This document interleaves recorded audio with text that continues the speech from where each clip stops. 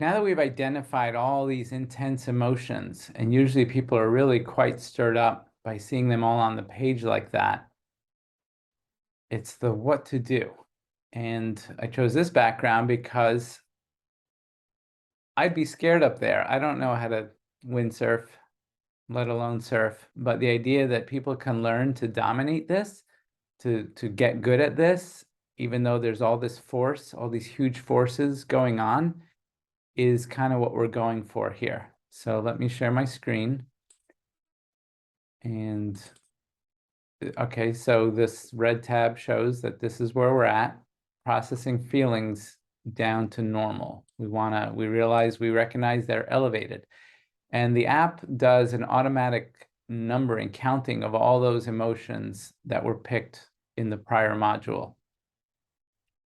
And this is why I encourage saving your work, like save it, because then the information gets carried forward from module to module. So first I have the person reflect on that number.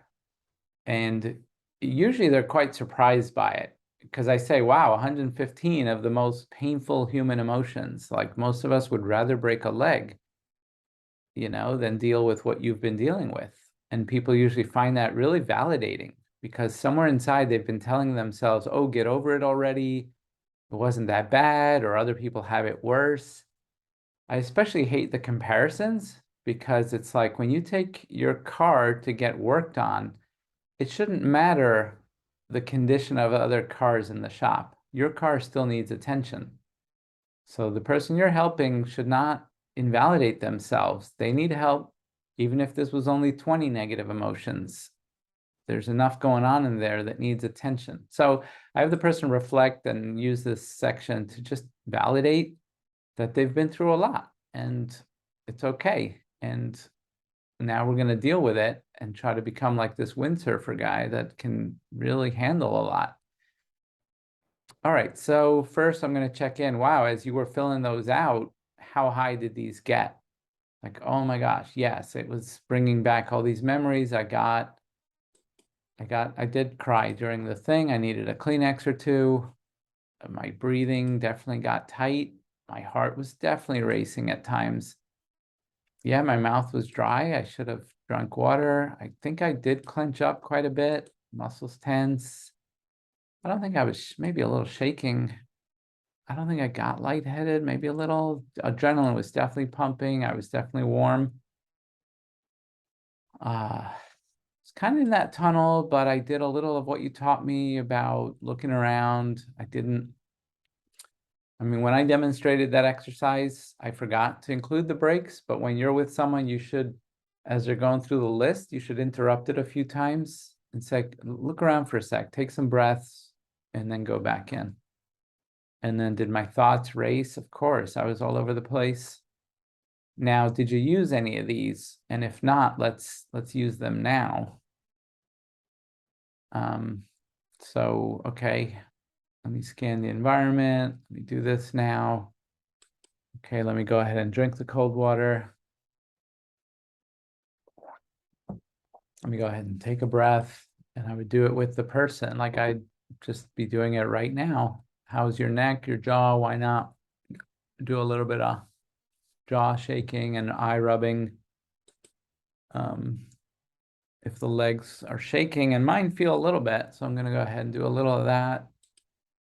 And then remind myself, okay, that was really uncomfortable, but I'm not back there. The event is not happening all over again. It's a past event.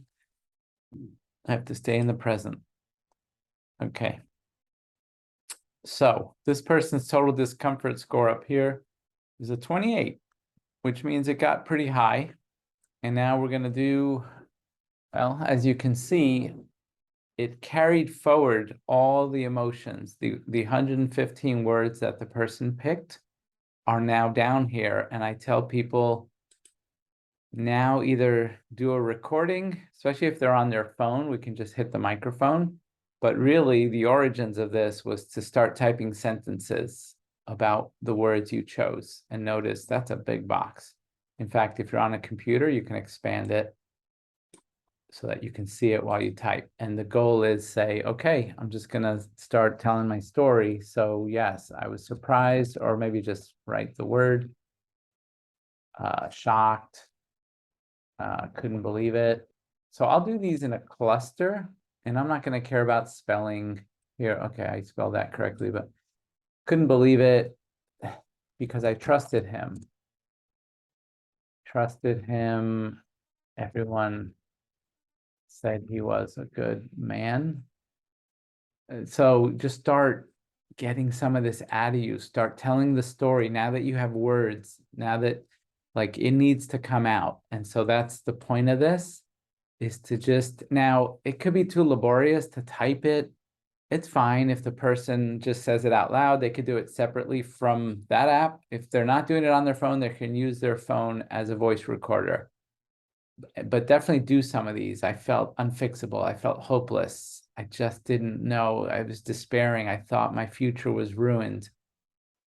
So just really, this one could take quite a while, but it's really worth doing. I can't emphasize enough that getting them to engage with these words for a little longer is that process of sitting near the bridge to get used to high bridges, the idea of saying lemon, lemon, lemon, lemon, lemon until it no longer causes you to salivate.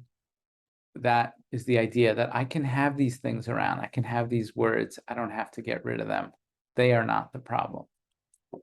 They're just the meters, right? When your car says you're almost out of gas, it would be very foolish to cover that up with duct tape and say, oh, the meter is the problem. It's like, no, I need that information. So similarly, feeling these emotions, knowing these are in there, they are not the problem. They are signs of a problem, often based on a false alarm or on something that we can adjust to, but we haven't been giving ourselves the opportunity to adjust because of all those avoidance techniques. All right, so that is 3B. Then we get into 3C.